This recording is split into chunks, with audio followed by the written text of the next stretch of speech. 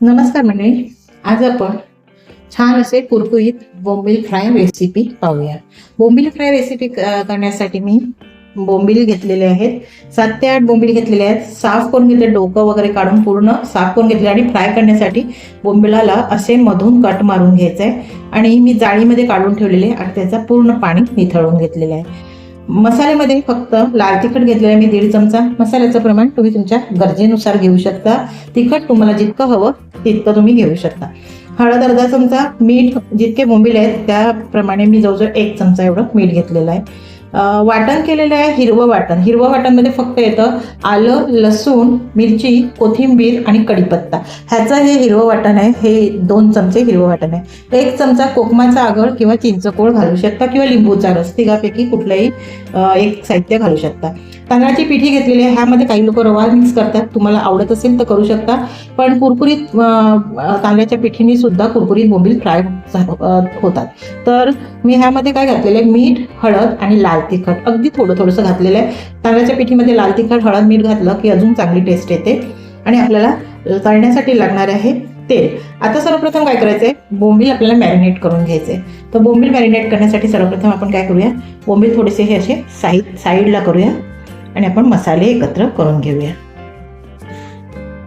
हे लाल तिखट जे घेतले ते, हळद, मीठ, हिरवं वाटण आणि कोकमाचं आगळ. आता हे सगळं एकत्र करून घ्यायचं. मसाला असा मिक्स करून घ्यायचा आणि मग तो व्यवस्थित बोंबलावर आपल्याला पसरवून घ्यायचा. त्यामुळे एकसारखं मग बोंबलाला सगळं मसाला पसरला जातो. अशा पद्धतीने बोंबील फ्राय करायचे. बघा, हे मिश्रण मिक्स केलं. आता आपण बोंबलाला लावून घेऊया.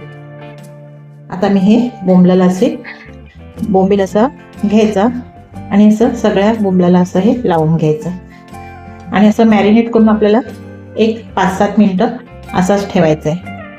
आता अशा पद्धतीने बघा, अशा पद्धतीने मी सगळे बोंबील लावून घेते. सगळ्या बोंबलांना मसाला लावून घेतलेला आहे. आता आपल्याला काय करायचं आहे, आपण जी ही पिठी घेतलेली आहे त्यामध्ये हे बोंबील मिक्स करायचे आहेत, फिरवून घ्यायचे, तसे व्यवस्थित दाबून घ्यायचे. म्हणजे त्यामध्ये जो पाणी असतो, ओलावा असतो, तो असा पिठामध्ये असा मुरला जातो. आणि आता हे बोंबील असे आपल्याला मिक्स करून 10 मिनिटं आपल्याला बोंबील असेच ठेवायचे. असे करून आपल्याला ठेवायचे. तर मी अशा पद्धतीने सगळे करून ठेवते.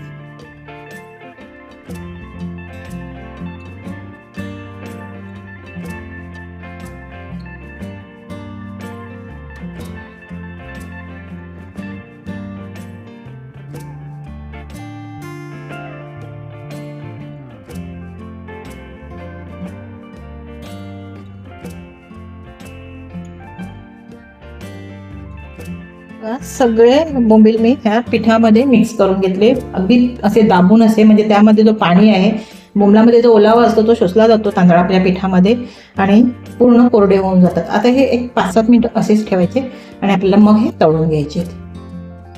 आता मच्छी तळण्याच्या आधी आपल्याला पॅन किंवा तवा जे काही ठेवायचं आहे ते पहिलं गरम करून घ्यायचं. का तर त्यावर मच्छी चिकटली जात नाही. आणि त्याच्यानंतर मग तवा गरम झाल्यानंतर त्यावर तेल घालून घ्यायचं आणि तेलही असं पूर्ण गरम झाल्यानंतरच आपल्याला मच्छी तळून घ्यायची. आता मी यावर तेल घालून घेते. अशा पद्धतीने मच्छी, कुठलीही मच्छी, बोंबील म्हणा की कुठलीही मच्छी फ्राय करताना अशा पद्धतीने तळायचं की मग आपण जो मसाला लावलेला असतो तो चिकटला जात नाही. तेल पूर्ण गरम पाहिजे. आता जवळजवळ मी 1 ते 1.5 पळी इतकं मी तेल घातलेलं आहे. बघा, अंदाजाने मी घातलेलं आहे. आता हे पूर्ण तेल आपल्याला फुल आचेवर गरम करायचे आणि नंतर गॅसची आच आपल्याला मध्यम करून घ्यायची. झालेलं आहे. आणि बघा, जे बोंबील आपण पीठ लावून ठेवलेलं आहे, चांगलं पीठ त्यामध्ये मुरलेलं आहे छान असं. आता आपल्याला हे एक करून सगळे आपल्याला घालून घ्यायचे तेलावर. आणि गॅसची आच आता जेव्हा आपण बोंबील घाला तेव्हा गॅसची आच मध्यम करून घ्यायची किंवा मंद पण केली तरी चालेल. आणि असे बोंबील सोडून घ्यायचे. अशा पद्धतीने मी 4 असे एक बॅच करून घेते. आणि जवळजवळ खालची बाजू पूर्ण तळून झाल्याशिवाय आपल्याला ही पलटायची नाही. आता गॅसची आच मध्यमच ठेवायची आणि एक बाजू पूर्ण कुरकुरीत झाल्यानंतर दुसरी बाजू पलटायची आहे. आता आपण कुरकुरीत झाल्यानंतर आपण दुसरी बाजू पलटेल तेव्हा मी तुम्हाला पुन्हा दाखवतो. एक बाजू पूर्ण झालेली आहे, तळून बघा कडक झालेले आहे. आता ही पलटी मारायची आणि बघा बिलकुल मसाला निघाला नाही. अशा पद्धतीने तुम्ही तेल गरम आणि तवा गरम केल्यानंतर जर तुम्ही असं फ्राय केलं तर मसाला सुटला जात नाही.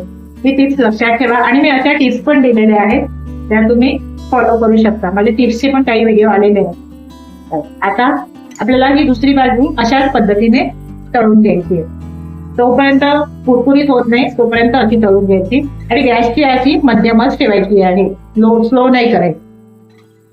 बघा मी परत पलटून घेतले आणि बघा छान असे बघा कुरकुरीत असे हे बोंबील झालेले आहेत. बघा एकदम कडक झालेले आहेत. मी फक्त 2च वेळा पलटी केलेले आहेत, पुन्हा पलटी नाही केल्या. तो एक बाजू पलटून घेतली आणि दुसरी बाजू अशा पद्धतीने मध्यम आचेवरच पलटून घेतली आणि अशा पद्धतीने तुम्ही बोंबील बनवाल तर खूप छान आणि अशी कुरकुरीत असे बोंबील बनले जातात. आणि जसा आपण मसाला लावलेला आहे तो मसाला जसाचे तसा त्याला चिकटलेला राहतो. आता मी हे काढून घेते. आणि बघा बिलकुल नरम वाटत नाही. बघा हे बघा छान असे कडक असे हे बोंबील झालेले आहेत, छान असे. आणि तुम्हाला ही माझी पद्धत आवडली का? आणि आवडली असेल तर माझ्या चॅनलला सबस्क्राईब केलं नसेल तर सबस्क्राईब करा, लाईक करा आणि वरती बेल आयकॉन दिलेलं आहे तेही दाबायला विसरू नका. बघा छान असे मी हे बोंबील काढून घेतलेले आहे. अशा पद्धतीने मी दुसरी बॅच पण बनवून घेते. आवडली का रेसिपी? आवडली असेल तर तुम्ही अशा पद्धतीने नक्की बनवून बघा आणि माझ्या व्हिडिओला लाईक करायला विसरू नका. तुम्ही व्हिडिओ पाहता पण लाईक करत नाही तर नक्की लाईक करा आणि व्हिडिओ पाहिल्याबद्दल खूप धन्यवाद.